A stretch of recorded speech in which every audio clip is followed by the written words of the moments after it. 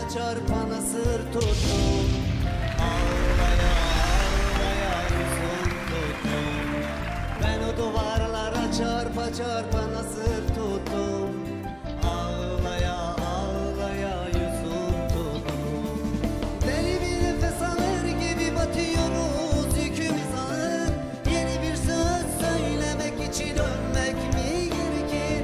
Hadi bir cesaret, sen de taşın altına koy elini. İnadına inadına sevişmeli bağır çağır. Deli bir nefes alır gibi batıyoruz, yükümüz ağır. Yeni bir söz söylemek için ölmek mi gerekir? Hadi bir cesaret, sen de taşın altına koy elini. İnadına inadına sevişmeli bağır çağır.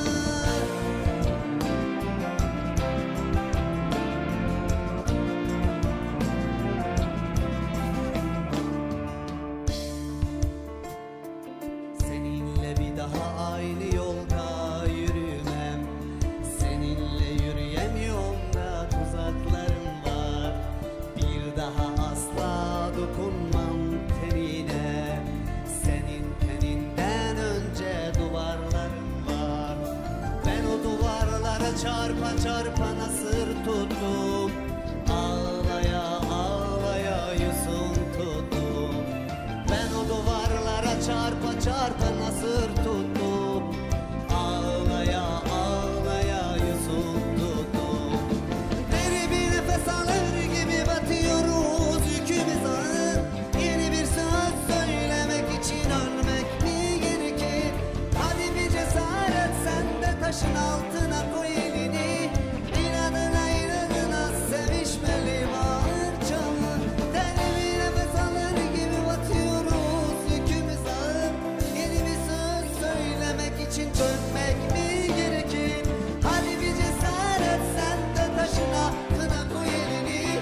İnadına inadına sevişmeli bağır.